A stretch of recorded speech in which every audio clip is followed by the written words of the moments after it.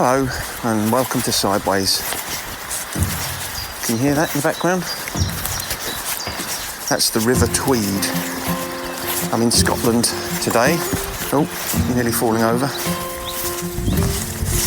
I'm surrounded by the heady smell of wild garlic, which, by the way, is easy to mistake for something else. I can't remember what. But anyway, whatever else it is poisonous and can kill you, which is much less enjoyable than wild garlic. And quite frankly, it's largely made me completely forget what we spoke about on the podcast this week. But I do know that it was about dealing with criticism, which is something that I suspect we've all, at one time or another, had difficulty with.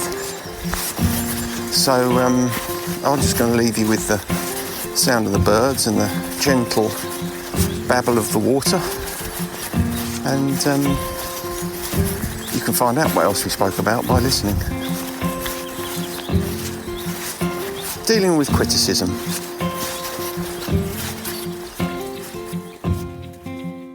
Yeah, good morning to you. I was on mute then for some reason. Did you mute me? No, if I could, I would though.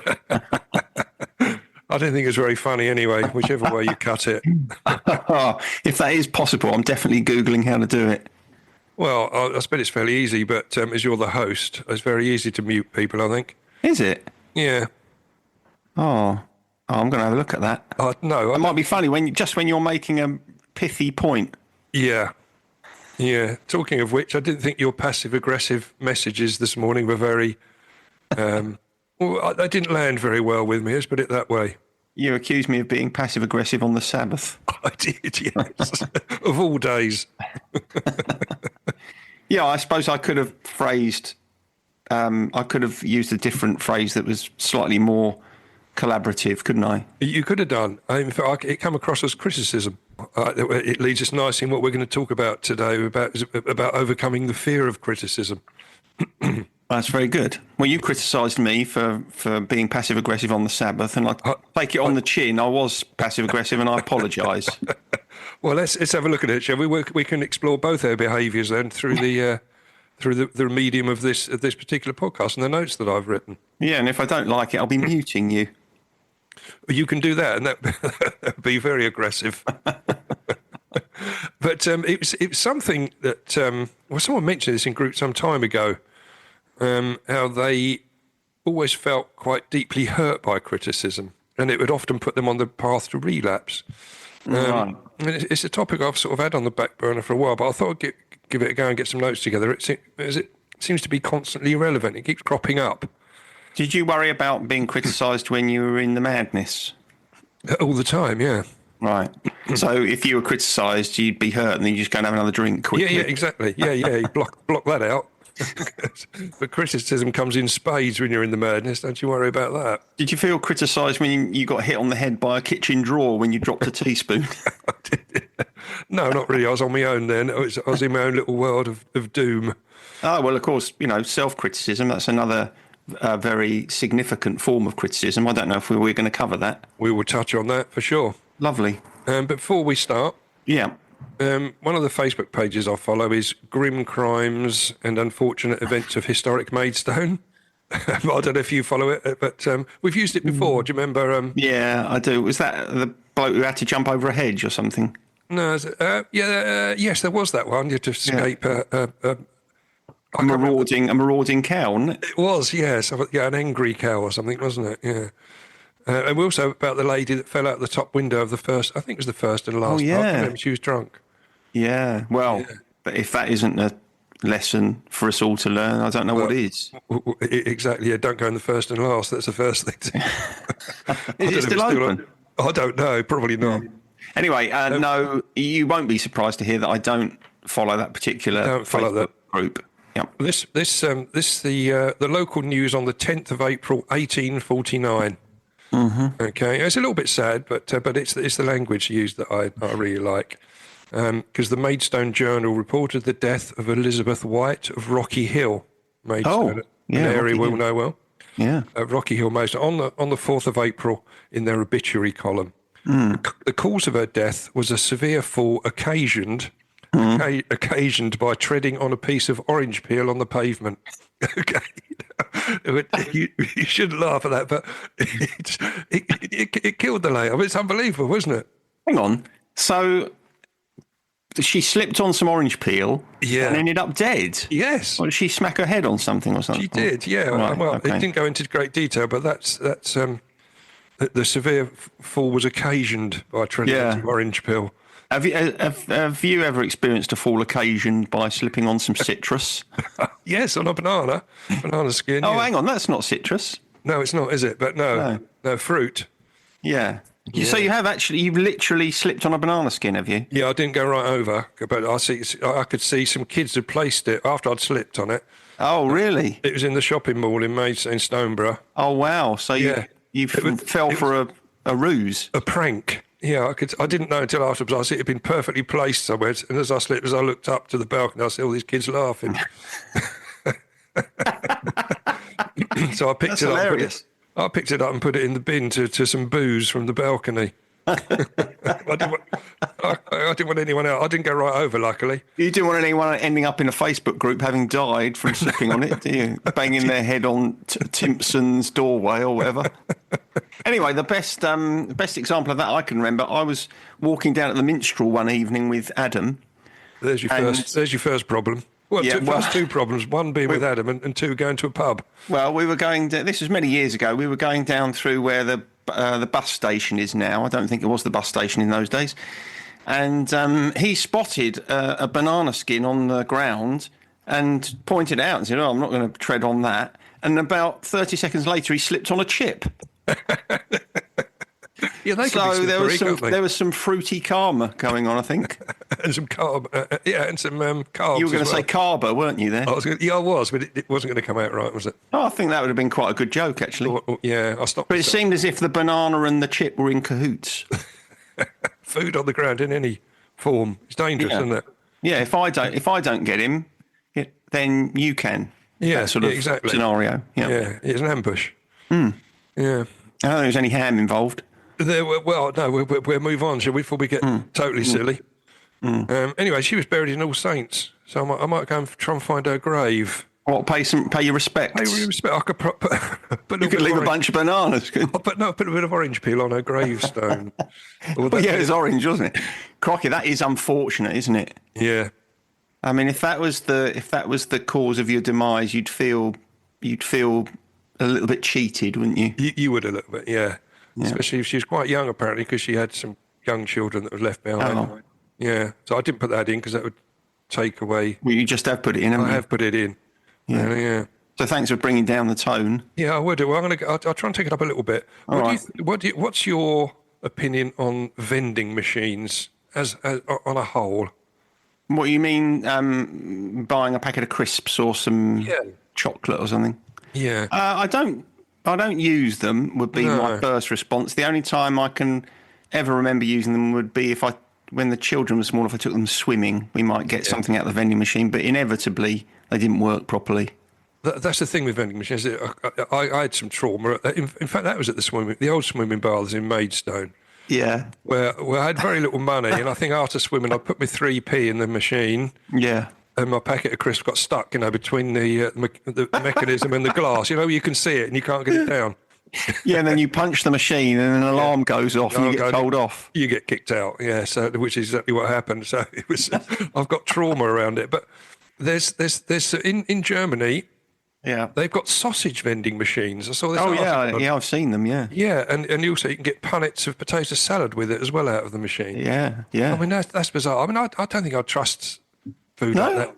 No, I mean, it's all right, stuff's in packets and stuff, but sausages, they go off, don't they? Well, I'd have thought that was even better, because I think they're kind of kept warm in the vending machine. It's like it's like a hot cabinet, and you put your money in, and you get your sausage and your potato salad, No, it doesn't sound great to me, but I have got an adversity to vending machines rooted in that childhood trauma in this room. You should maybe see someone about that.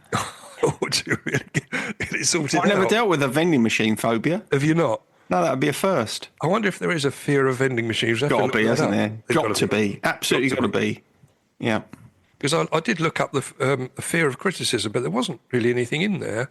It's sort of rooted in sort of anxiety disorders rather than anything else. It's not a specific. Yeah, I mean, yes, it's not really a phobic condition, isn't it? It's more No. if you struggle with criticism, it says more about the way you feel about yourself. Exactly. So, but moving on to criticism in its broadest form. I mean, no one likes it, do they? No one loves being criticised. I mean, it's not something that which you enjoy. Well, no, I know what you're saying, but I think there are circumstances, contexts in which it's easier to accept than others. So, for example, I think we spoke about this quite recently. If you're learning something, if you're training in something, Yeah. personally, I like to be told this could be better, you could do this differently, because that's the whole purpose of learning something, right? So I quite enjoy criticism in that sort of setting where I'm being told. I don't really want to be told constantly, oh, this was good, that was good, because it's like, well, what am I? I'm not really gaining anything from that. So I think in that context, it's quite. Perhaps I'd hesitate to say enjoyable, but it's very useful. But yes, I mean, generally speaking, if someone says your hair looks terrible today, you look like Swiss Tony from the Fast Show, then yeah, it's not something you'd enjoy. No, we've hit upon a very good point there, because we're talking about the difference between criticism and constructive feedback. So Yeah. when you're in training, it's often constructive feedback you get where You'd hope so, wouldn't you? You would, rather than criticism. I mean, and apparently even those that criticised, that are constantly critical of other people, they feel burdened by their perceived need to do it. Which is a bit strange, but we know that criticism, it can lead to all sorts of issues. Mostly resentment and hostility, anxiety, depression, and criticism. I mean, it hurts when it is criticism rather than constructive feedback, and it fails to cause behaviour modification. I mean, if you criticise someone, it doesn't mean that they're going to change the way they behave, because it tends to embody two of the things that, as humans, we hate most, which is, one, it calls for submission, and we don't like to submit, and it devalues us, and we don't like being devalued.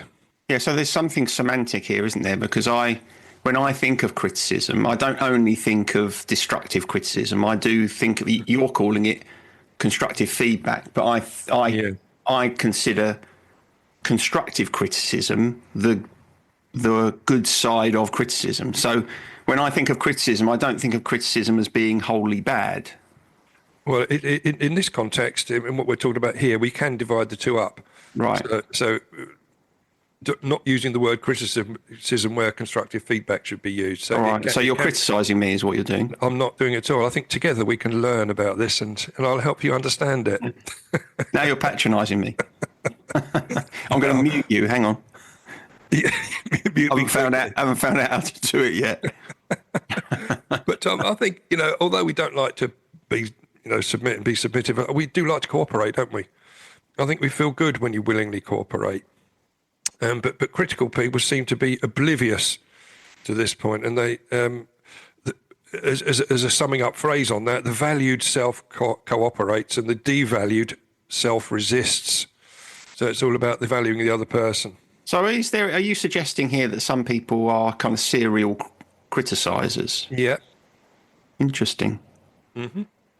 I'm not sure about that. I mean, maybe people can be. Again, I think that says more about them than it does about the person they're criticising. There's a inference of low self-esteem there if you feel like you've got to be tearing other people down all the time. So I recognise that exists, but I think don't you think it's more common that perhaps people would have a particular issue with certain individuals and they would find themselves being critical towards them? And that again says perhaps something about the individual, but also perhaps something about the dynamic of that relationship. It does. It depends whether the source of where it's coming from, the respect you hold for that person. But just touching on that point, there was a quote by Oscar Wilde, wasn't there? That criticism is the most reliable form of autobiography. So it says more about the person doing the criticising rather than the recipient. He couldn't say anything simply, could he, Oscar Wilde? Didn't need to, did he?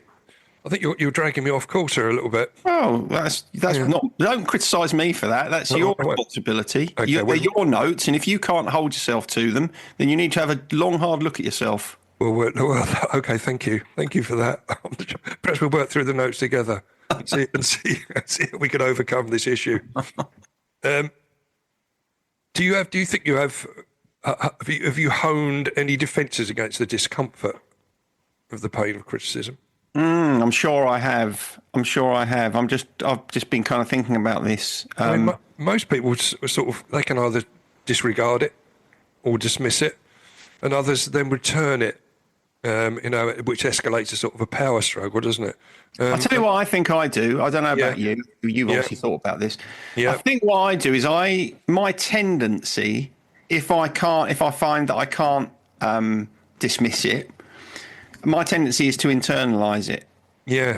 And I'll think to myself, even if I say on the face of it, "No, that's a load of old nonsense, you're just talking rubbish," sometimes it will kind of strike a nerve and I will question myself and I think, oh, maybe there is some truth in that. Maybe there is a reason for me to feel bruised by that. I think that's probably what I do more than anything.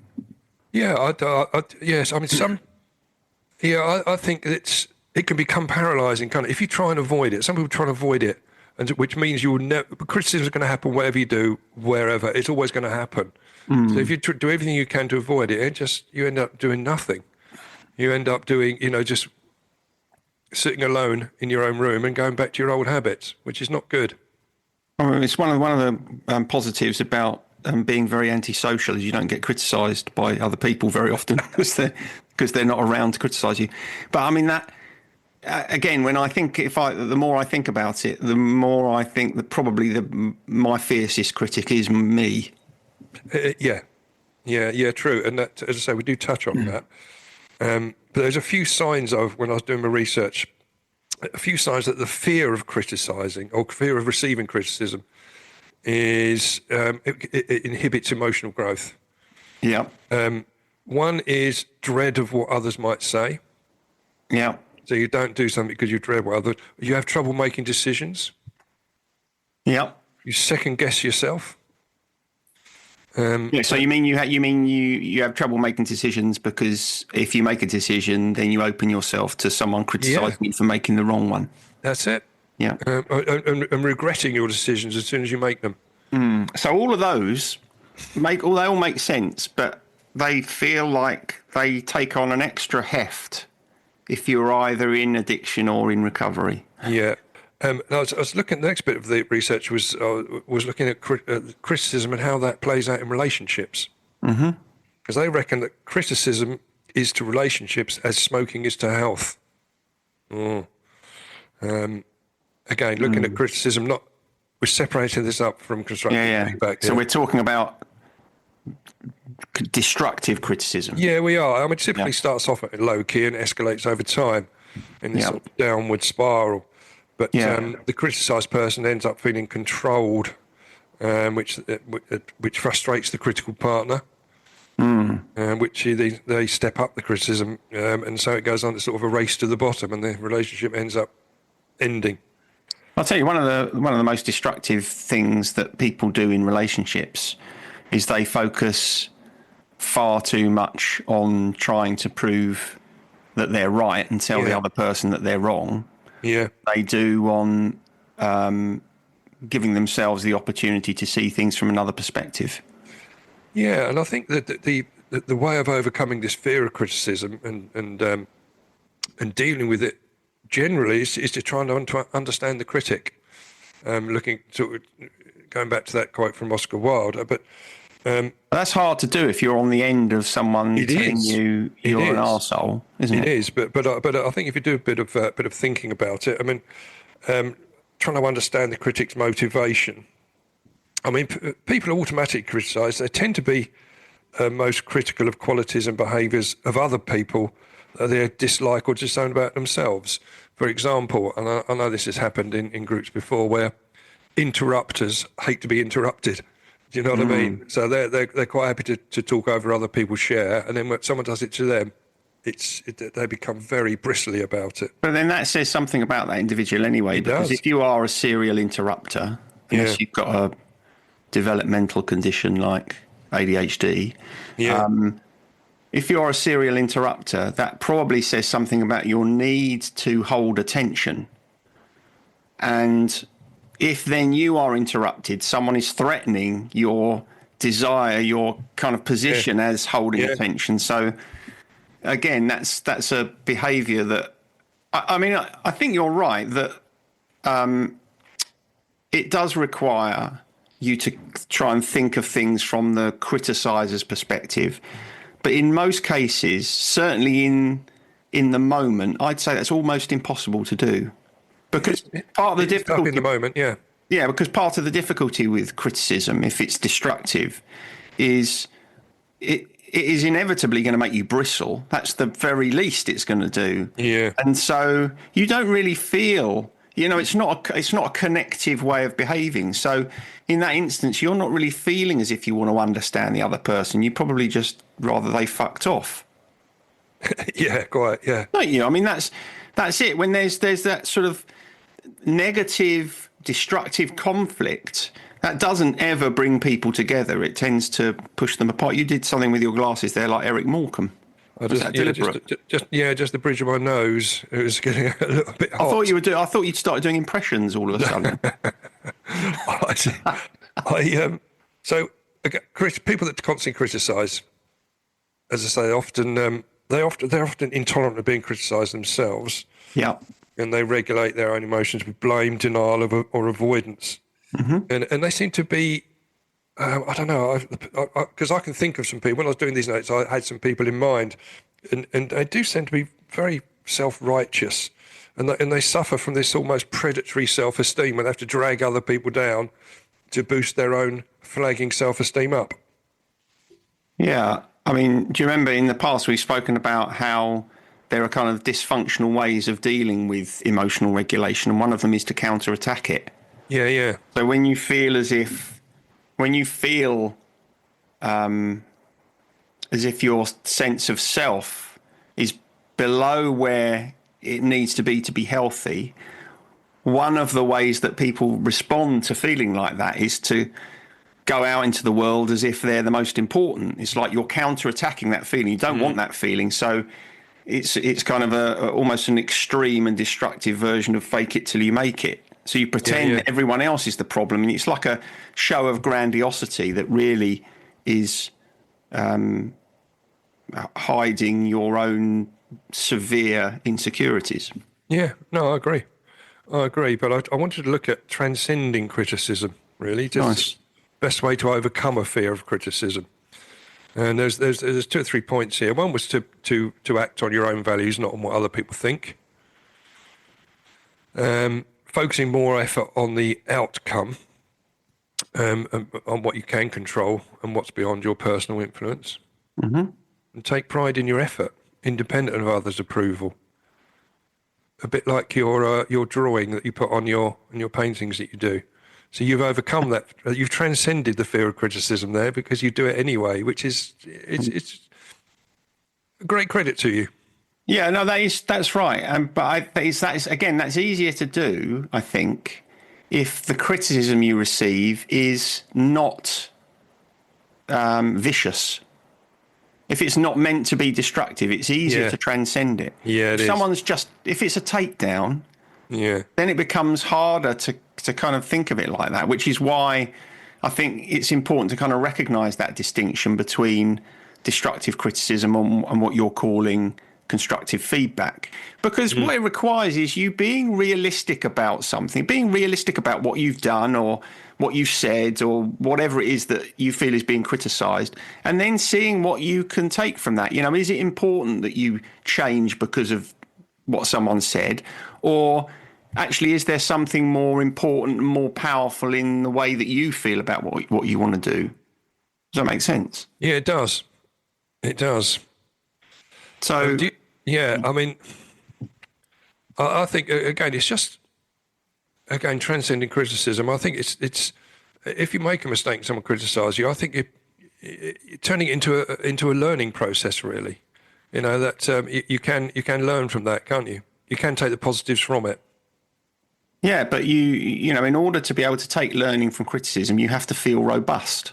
You do, right? You have to feel, to some extent, that you don't have anything to prove to the world or to that person, that you're okay as you are. You know, the thing that stops people from accepting criticism and using it is a fragile sense of self, which, going back to addiction and recovery, is probably why it feels like an important topic in there, because, you know, I know because we've spoken about it before, when you're first in recovery, you feel you've got a fragile sense of yourself, haven't you? Yeah. And if someone says something even quite benign that you perceive as criticism, it probably is difficult to pick yourself up from that. But I imagine that as time goes on and you kind of feel more emboldened by the choices you've made, you wouldn't necessarily perceive someone's comment as being quite so critical. You might then be able to think, okay, well, what can I take from that? There's some learning in that from me. I'm being kind of offered an opportunity to change something for the better. So in a sense, that criticism is a bit of a gift, even if it was delivered in a kind of ham-fisted and slightly negative way. The more robust you are, the more you are able to turn someone's even thoughtless comment to something that can be helpful to you, I think. You're right, and that's why you've got to foster self-compassion as well on that, haven't you? You've got to be able to, going back to to the comment you made about being critical of yourself. You've got to put that to one side. You have to sort of be easy on yourself in that respect. Yeah, and it's much easier to be easy on yourself if you feel like you're worth something. Exactly, and then the way to do that sometimes is to reflect on the good decisions you made in the past, haven't you? And how you've corrected or compensated for any mistakes you have made, or how you've improved from things in the past. Yeah, or and this is tougher, to be honest about how or in which areas you feel like you haven't really improved. Yeah, exactly. You know, that I think for some people, you know, often that's criticism that's quite difficult to take. When someone points out something to you, you think, you know, you want to resist it, but actually, you know, deep down that there's some truth in it. Again, even if it's delivered in a rather painful and hurtful manner. Yeah, no, I agree. And I wanted to look at the difference. We've touched on it 2 or 3 times already, about the difference between criticism and constructive feedback, because I think it's worth doing so. Because critical people often, they sort of delude themselves, don't they, into thinking that they're giving helpful feedback. And so sometimes we do need to look at the two distinct areas, the differences. I mean, criticism tends to focus on what's wrong. You know, why can't you draw properly? Why can't you do? What's the matter with you? Everyone can do that. Where feedback, again, in that would be, like I've already said, let's have a look at how other people do it. Let's try and improve in that way. But again, that comes from, it depends on the person giving the criticism. Well, if you already have respect for them, it's fine, isn't it? Or if you already like them. If you don't like them, you're more likely to take anything they say a bit more harshly. Yeah, again, but that again's it's got something to do with you or something to do with the dynamic in that relationship. Yeah.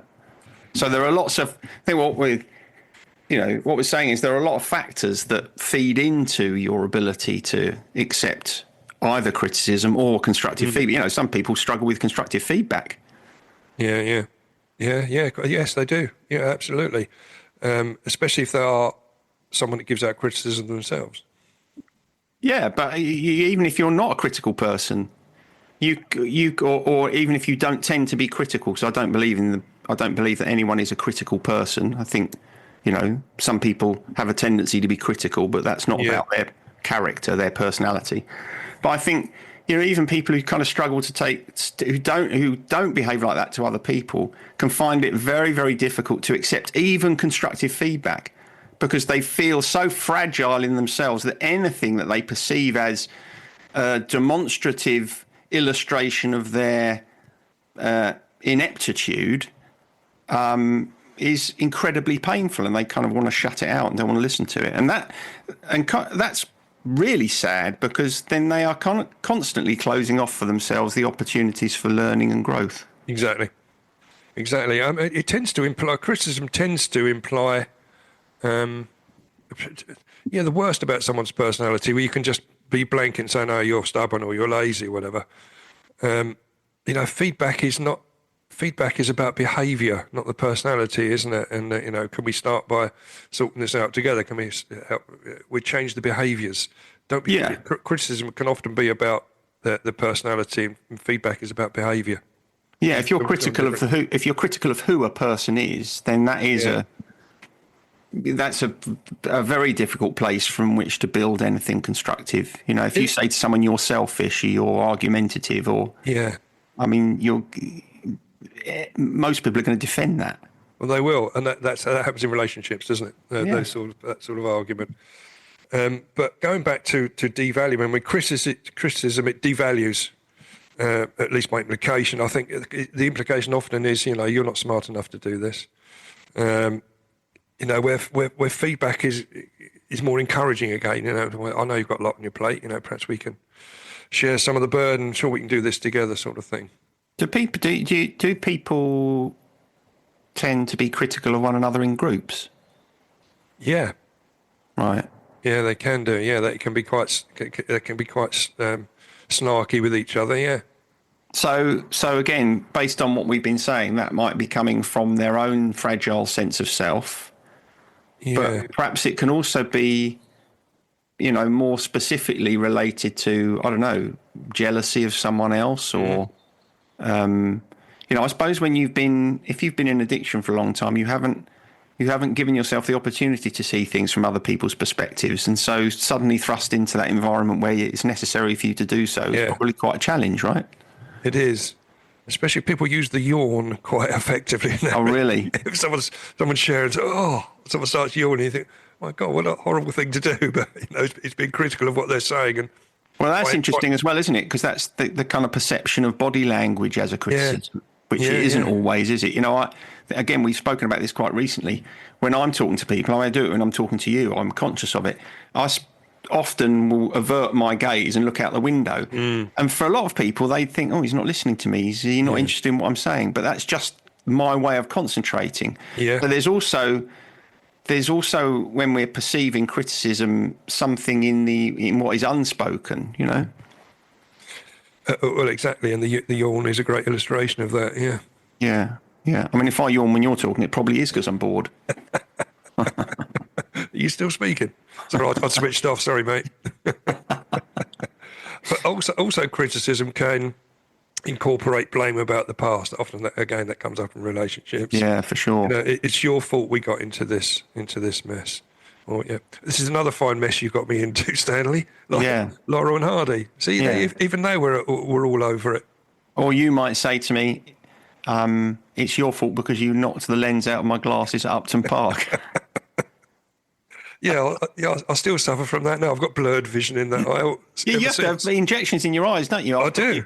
You could say that was my fault. It was. I think you're nasty. You did it on purpose to ruin my enjoyment of the game, to leave a long-term, life-changing. Anyway, coercive criticism.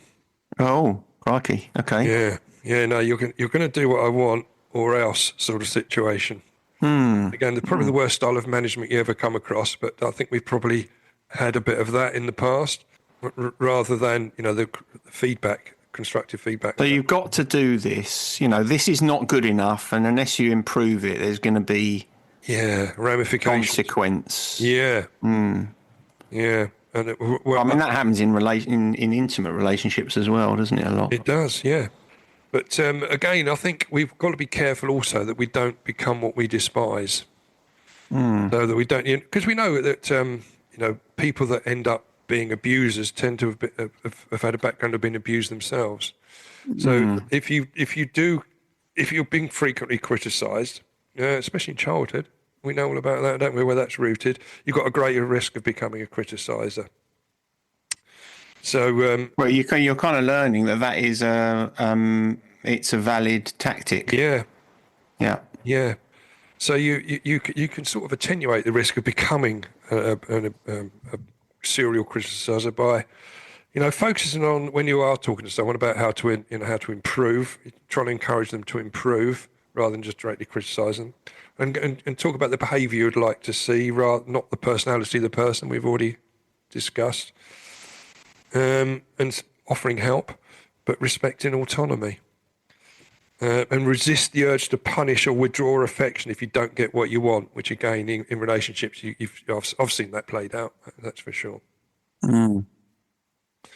So criticism, it can be in its harshest form, very destructive, but the fear of it can stop us moving forward. So we've got to put it into its right perspective, into its right context. So what you're... Go on, sorry. And that constructive feedback is the way forward, and you can sort of convert that in your own mind with criticism over to constructive feedback. But you've got to make sure you don't end up doing it yourself, because it will just normalise the whole situation. Yeah. So what we're really saying is that there is responsibility on both sides. There's responsibility on one side to be thoughtful about the way you point out something to someone. Yes. Be constructive about it, to offer them something that they can use for their benefit. But it's also incumbent upon the receiver to not take constructive feedback personally, and to find it within themselves the ability to be robust enough to recognise that they don't have to get everything right all the time, and that someone telling you that you haven't got something right is a gift. And I think that's a great way to wind up the notes, really. Not only because I'll come to the end of them anyway. Yeah. But it is. I suppose it's honing your communication skills as well, isn't it? There's certain ways of saying things that are either going to land badly or they're going to land well. That comes with time and wisdom and Indeed. trial and error, really. Yeah.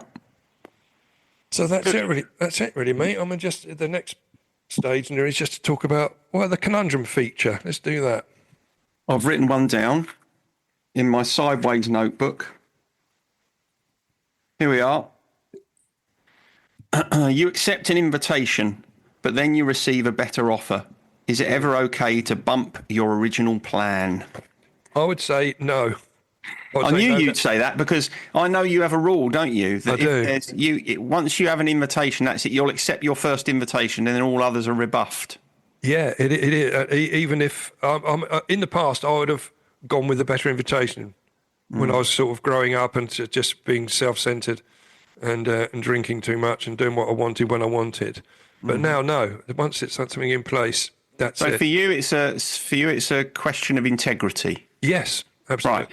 Because you could take an example. I'm not trying to dissuade you from this. You could take an example of, I don't know, say someone had said to you, do you want to come to this thing, going to the pub to see a band, for example, and there's a whole group of us going, 10 of us going, and then you get invited to do something one-on-one with someone you haven't seen for a long time. One could argue that your original group wouldn't be that bothered if you said, oh, listen, I know I said I'm coming, but I'm going to do something else instead. They probably would be fine with that. And you might benefit from changing your plan in order to see someone, spend some time with someone you hadn't seen for a long time. So even in those sorts of circumstances, would you still hold to your rule? I'd try to. I think I'd try and rearrange that meet up with that person I haven't seen for a long time, rather than rearrange what I've done with the other people. Yeah. Well, that's straightforward, isn't it? I think so. I think it does come down to, I had terrible trouble in the past. I was always double booking things. Yeah, that's probably because you're pickling your brain. Oh, I didn't know what month it was, let alone what day or whatever. So no, So that was a constant problem. So you've now got a rule. You've got a rule rooted in simplicity. Yes, I have. Yeah, and it makes things easier. I can see that would be beneficial. Yeah. How about you? What do you think? I think I would tend towards your rule, but I think I would be more flexible. Right. Okay. I think if I was doing something, if I'd said I'd do something, I mean, this is all, hypothetical because I never do anything anyway. But if I had said I was going to go and do something with a group of people, which is very unlikely, and then that scenario that I described came up, I probably would say, listen, I know I said I was coming to this, but I'm going to go and do this now. I wouldn't lie about it. I'd be honest about it. And I'd only do it if I thought I wasn't going to upset whoever I'd made a plan with. But I think I probably would retain that flexibility because, I'm still a bit more selfish than you. Well, no, I think there's, for me, there's a certain comfort of, you know what it's like if you get two choices and you keep flitting between, shall I do this, shall I do that? It drives you mad. You only get peace when you've made a decision. Right, I'm going to go and do that. And so Absolutely right. So effectively, I'll make that ahead of time. I'll make that decision for peace ahead of any potential conflict. But you might make a decision and then another decision might present itself to you. So, it's not like, I mean, you're right. Sometimes you might, if you have two things simultaneously offered, yes, you're right. There's a great benefit in making the decision because then the anxiety goes away. But if you've made a decision and then sometime later another opportunity arises, then, it's slightly different, isn't it? Because you haven't got that same sort of, what shall I do? What shall I do? No, you haven't. But as I say, because I've already the rule is already in place. The other, again, I'm sure there would be circumstances where I would bump one for another, but it'd have to be quite severe. Well, of course, the great example of that used to be who would invite you for Christmas, because you didn't have that problem last year, did you? Because you worked. I was working on Christmas and Day. And so we all breathed a sigh of relief that we wouldn't have to have you for Christmas. Well, exactly.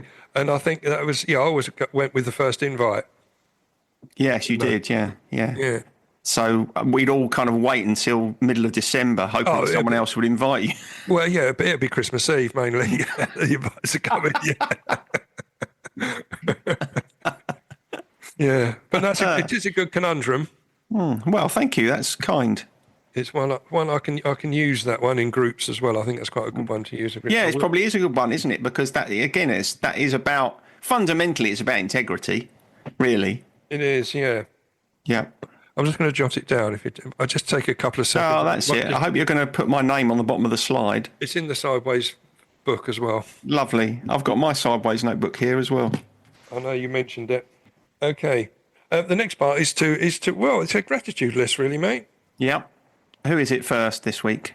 I don't know. Mine's quite simple, so I'll go first. Right. I was grateful for wearing shorts for the first time since last summer. That's all right, isn't it? Everybody who saw you wasn't, though, were they? My lily white legs were out. Yeah, I can get alongside that. Yeah, it's been nice wearing shorts this week, hasn't it? My daughter and I had a conversation yesterday about how we both like the transition seasons, spring and autumn, because you get a bit of everything, don't you?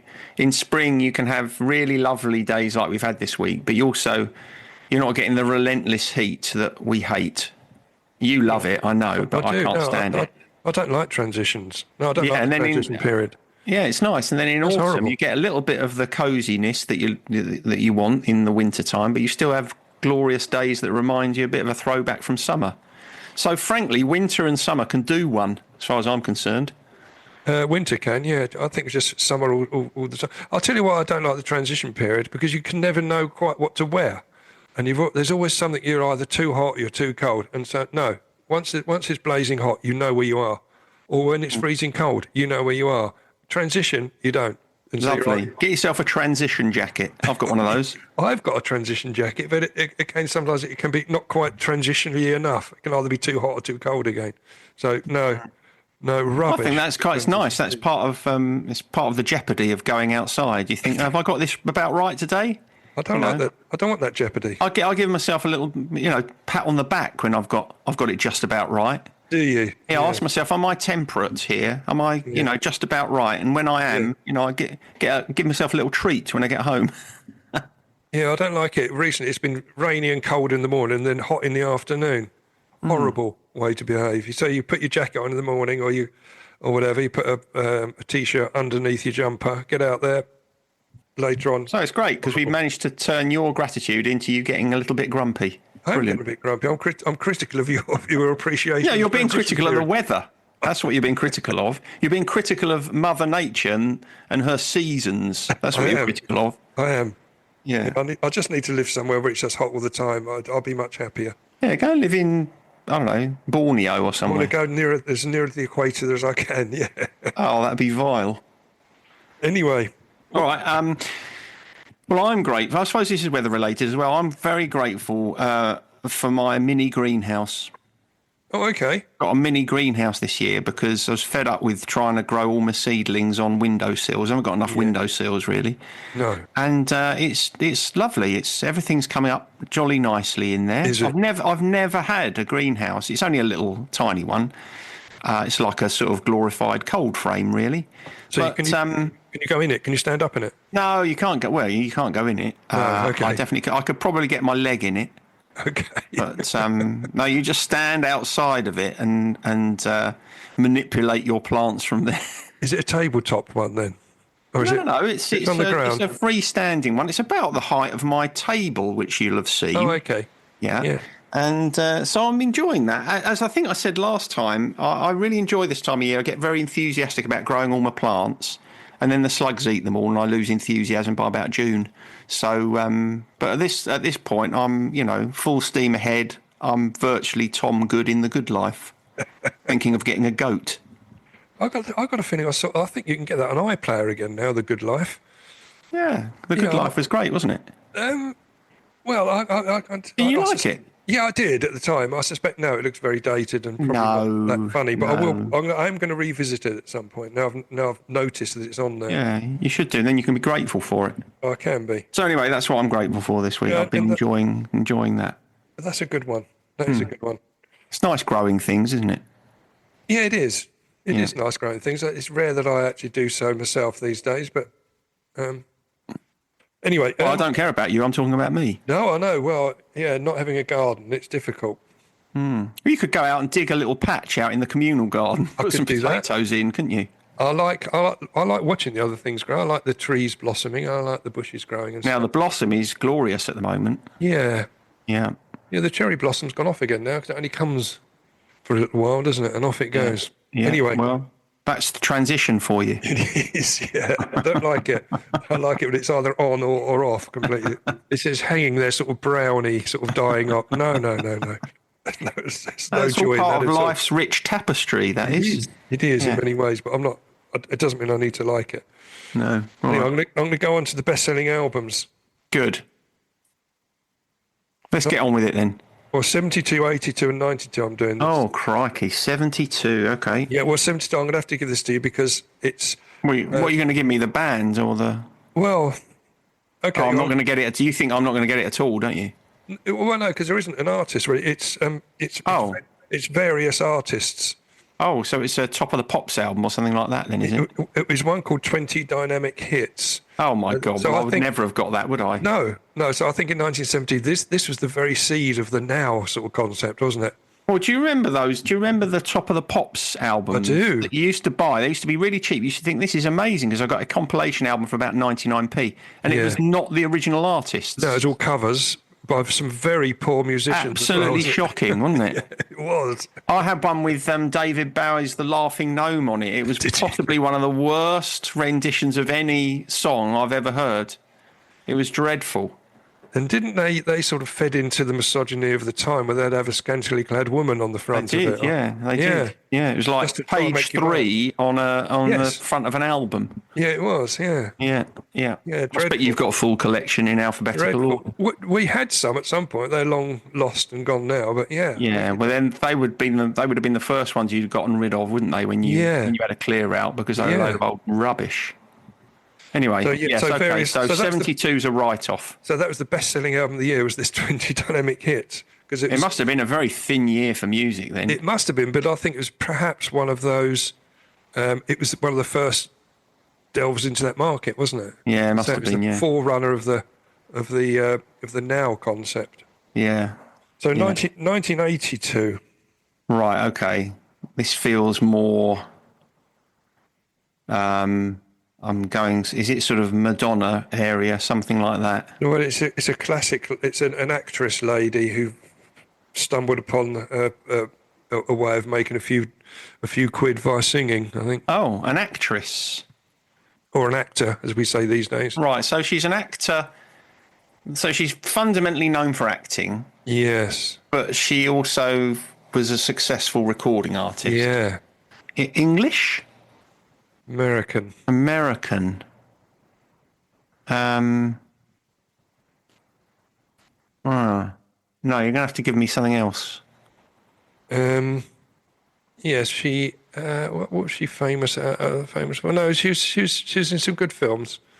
Not that I can remember the names of any. She was. I remember she famously had a nose job back in the. She's of. Oh, Barbara Streisand. Exactly. Oh, Yes. okay. She was a pretty good singer, though, wasn't she? She was. Yeah. She was. Or probably still is. But yeah. Yeah. Barbara Streisand. Well, I won't be able to get the name of the album, I'm sure. No, it's just called Unless Love it was Songs. Wind Beneath My Wings. She did that, didn't she? What's it called? It's just called Love Songs. Oh, okay. Well, that wasn't very imaginative, was it? It wasn't. And 1992. 1992. Are you going to give me a clue? I'm going to give you a clue because All right.